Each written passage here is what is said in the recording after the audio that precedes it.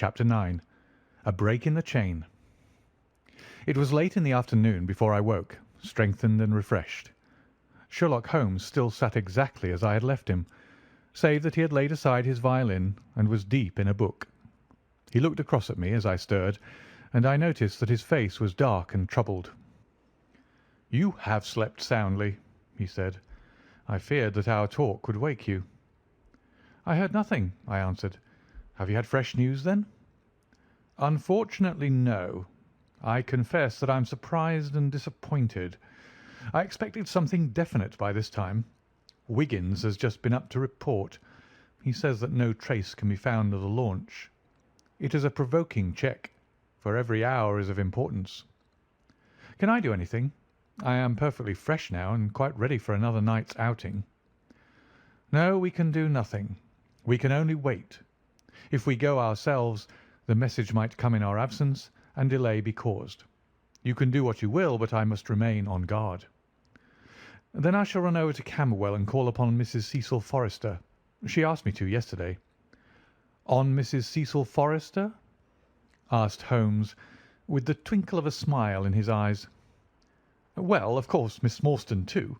They were anxious to hear what happened." "I would not tell them too much," said Holmes. "Women are never to be entirely trusted. Not the best of them." I did not pause to argue over this atrocious sentiment. "I shall be back in an hour or two," I remarked. "All right.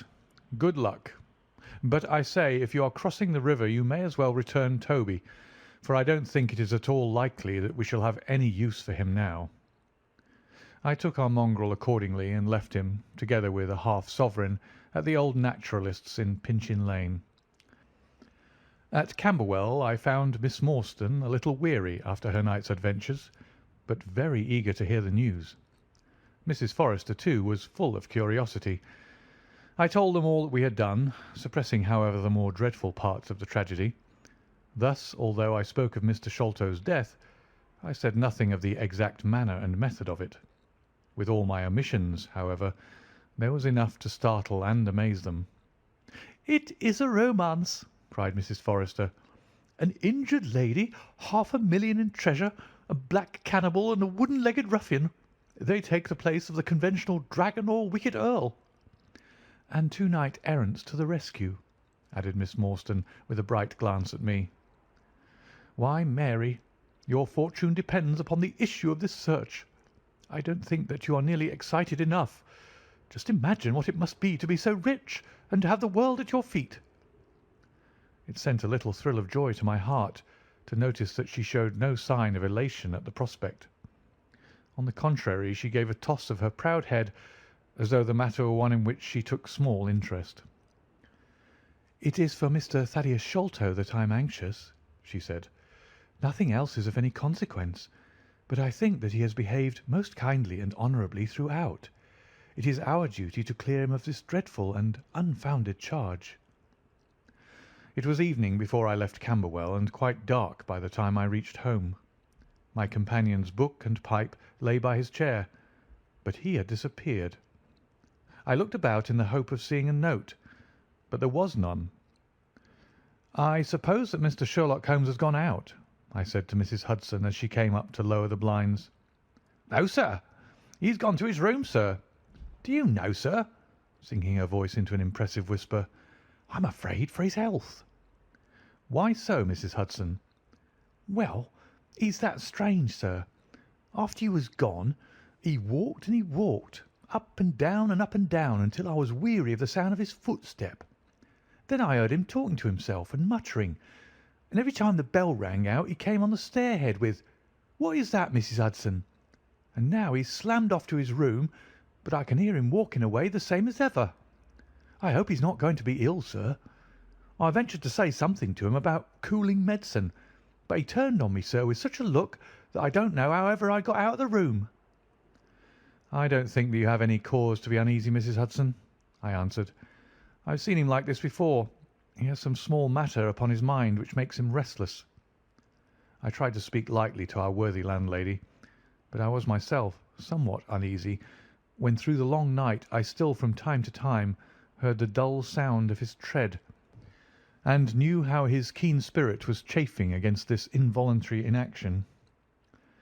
At breakfast time he looked worn and haggard, with a little fleck of feverish colour upon either cheek. "You're knocking yourself up, old man," I remarked. "I heard you marching about in the night." "No, I could not sleep," he answered. "This infernal problem is consuming me. It is too much to be balked by so petty an obstacle. When all else had been overcome, I know the men, the launch, everything, and yet I can get no news. I have set other agencies at work and used every means at my disposal. The whole river has been searched on either side, but there is no news, nor has Mrs. Smith heard of her husband. I shall come to the conclusion soon that they have scuttled the craft, but there are objections to that. Or that Mrs. Smith has put us on a wrong scent. No, I think that may be dismissed. I had inquiries made, and there is a launch of that description."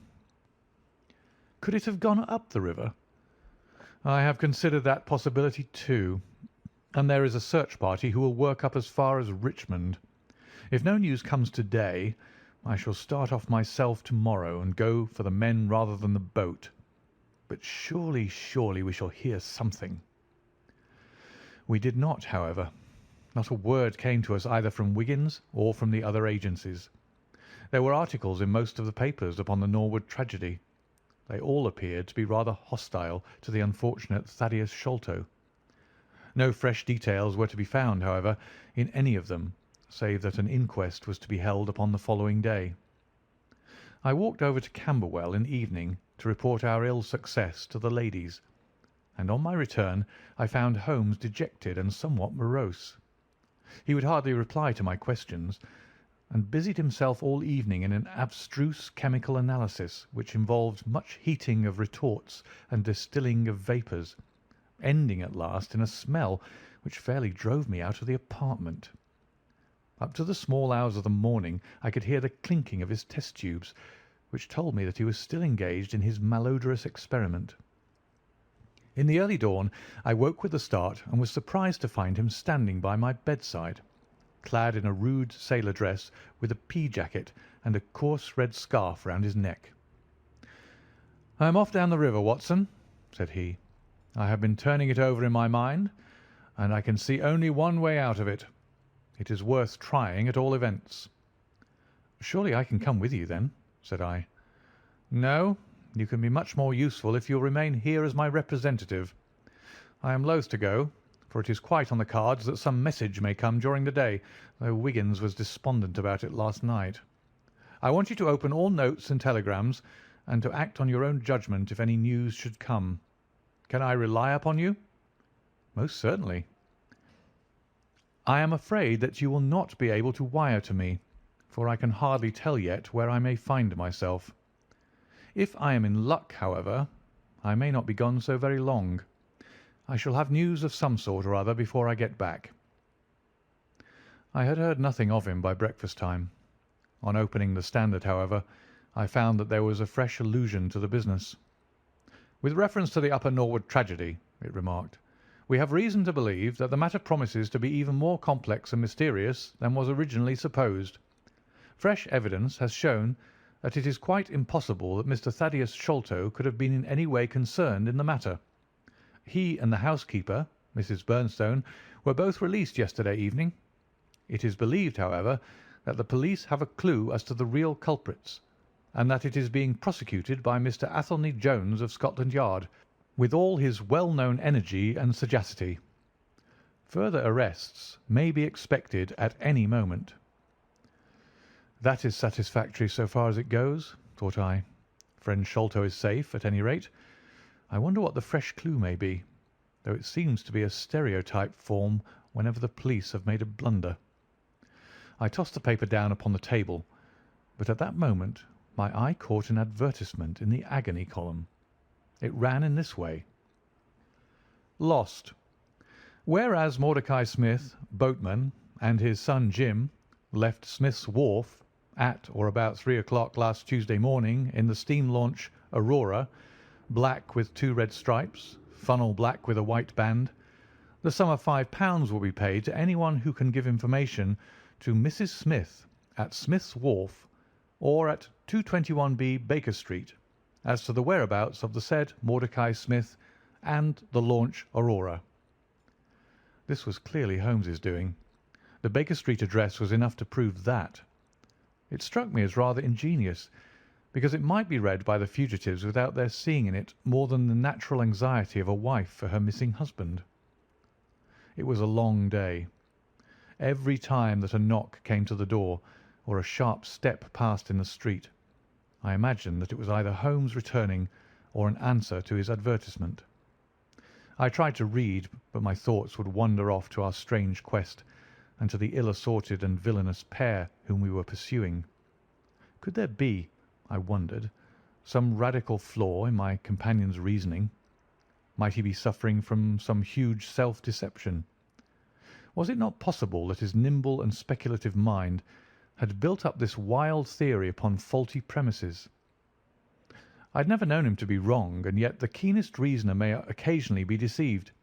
He was likely, I thought, to fall into error through the over-refinement of his logic, his preference for a subtle and bizarre explanation when a plainer and more commonplace one lay ready to his hand. Yet, on the other hand, I had myself seen the evidence, and I had heard the reasons for his deductions. When I look back on the long chain of curious circumstances, many of them trivial in themselves, but all tending in the same direction, I could not disguise from myself that even if Holmes's explanation were incorrect, the true theory must be equally outre and startling. At 3 o'clock in the afternoon there was a loud peal at the bell, an authoritative voice in the hall, and, to my surprise, no less a person than Mr. Athelney Jones was shown up to me. Very different was he, however, from the brusque and masterful professor of common sense who had taken over the case so confidently at Upper Norwood. His expression was downcast, and his bearing meek, and even apologetic. "Good day, sir, good day," said he. "Mr. Sherlock Holmes is out, I understand?" "Yes, and I cannot be sure when he'll be back, but perhaps you would care to wait. Take that chair and try one of these cigars." "Thank you.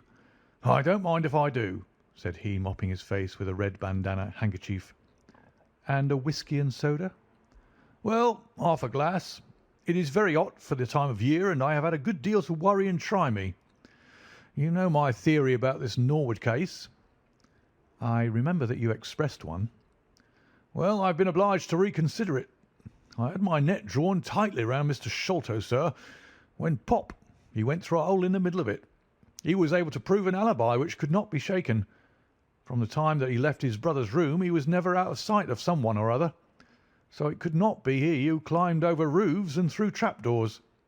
It's a very dark case, and my professional credit is at stake. I should be very glad of a little assistance." "We all need help sometimes," said I. "Your friend, Mr. Sherlock Holmes, is a wonderful man, sir," said he, in a husky and confidential voice. "He's a man who is not to be beat. I've known that young man go into a good many cases, but I never saw the case yet that he could not throw a light upon. He is irregular in his methods and a little quick, perhaps, in jumping at theories, but on the whole I think he would have made a most promising officer, and I don't care who knows it. I've had a wire from him this morning, by which I understand that he has got some clue to this Sholto business. Here is the message." He took the telegram out of his pocket and handed it to me. It was dated from Poplar at 12 o'clock. "Go to Baker Street at once," it said. "If I have not returned, wait for me. I am close on the track of the Sholto gang. You can come with us tonight if you want to be in at the finish." "This sounds well. He has evidently picked up the scent again," said I. "Ah, then he has been at fault too," exclaimed Jones, with evident satisfaction. "Even the best of us are thrown off sometimes. Of course, this may prove to be a false alarm, but it is my duty as an officer of the law to allow no chance to slip. But there is someone at the door. Perhaps this is he." A heavy step was heard ascending the stair, with a great wheezing and rattling as from a man who was sorely put to it for breath. Once or twice he stopped, as though the climb were too much for him, but at last he made his way to our door and entered. His appearance corresponded to the sounds which we had heard. He was an aged man, clad in seafaring garb, with an old pea-jacket buttoned up to his throat. His back was bowed, his knees were shaky, and his breathing was painfully asthmatic. As he leaned upon a thick oaken cudgel, his shoulders heaved in the effort to draw the air into his lungs. He had a coloured scarf round his chin, and I could see little of his face save a pair of keen dark eyes, overhung by bushy white brows and long grey side whiskers. Altogether, he gave me the impression of a respectable master mariner who had fallen into years and poverty. "What is it, my man?" I asked. He looked about him in the slow, methodical fashion of old age. "Is Mr. Sherlock Holmes here?" said he. "No, but I am acting for him. You can tell me any message you have for him." "It was to him himself I was to tell it," said he. "But I tell you that I am acting for him. Was it about Mordecai Smith's boat?" "Yes, I knows well where it is, and I knows where the men he is after are, and I knows where the treasure is. I knows all about it." "Then tell me, and I shall let him know." "It was to him I was to tell it," he repeated with the petulant obstinacy of a very old man. "Well, you must wait for him."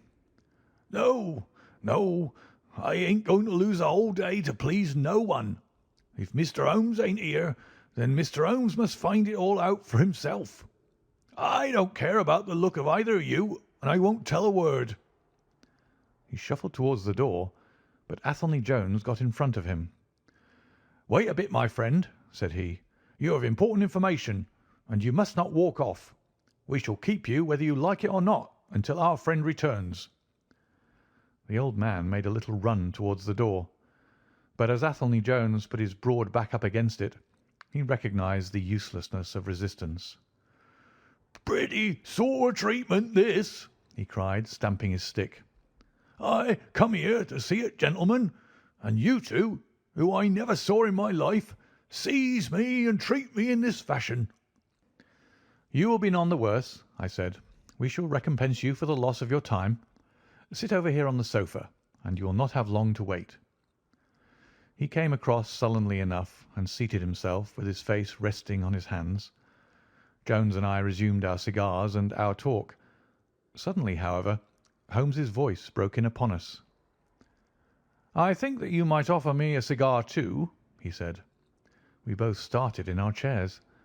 There was Holmes sitting close to us with an air of quiet amusement. "Holmes!" I exclaimed. "You here?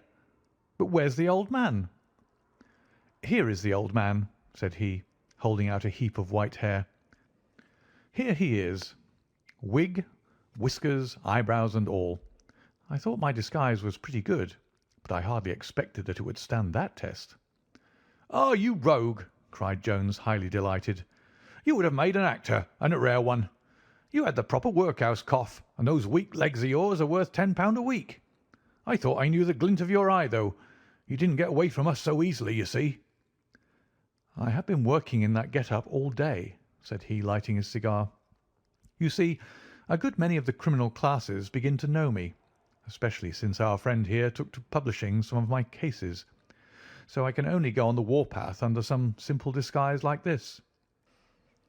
"You got my wire?" "Yes, that was what brought me here." "How has your case prospered?" "It has all come to nothing. I've had to release 2 of my prisoners, and there is no evidence against the other 2. "Never mind. We shall give you 2 others in the place of them. But you must put yourself under my orders. You are welcome to all the official credit, but you must act on the line that I point out. Is that agreed?" "Entirely, if you'll help me to the men." "Well, then, in the first place I shall want a fast police boat, a steam launch, to be at the Westminster Stairs at 7 o'clock." "That is easily managed. There's always one about there, but I can step across the road and telephone to make sure." "Then I shall want 2 stanch men in case of resistance." "There will be 2 or 3 in the boat. What else?" "When we secure the men we shall get the treasure. I think that it would be a pleasure to my friend here to take the box round to the young lady to whom half of it rightfully belongs. Let her be the first to open it. Eh, Watson?" "It would be a great pleasure to me."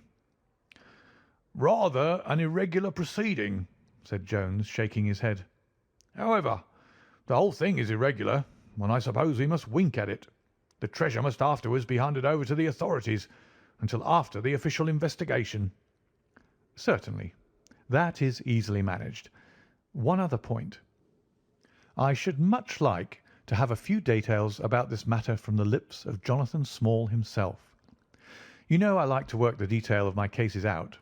There is no objection to my having an unofficial interview with him, either here in my rooms or elsewhere, as long as he is efficiently guarded." "Well, you're master of the situation. I've had no proof yet of the existence of this Jonathan Small.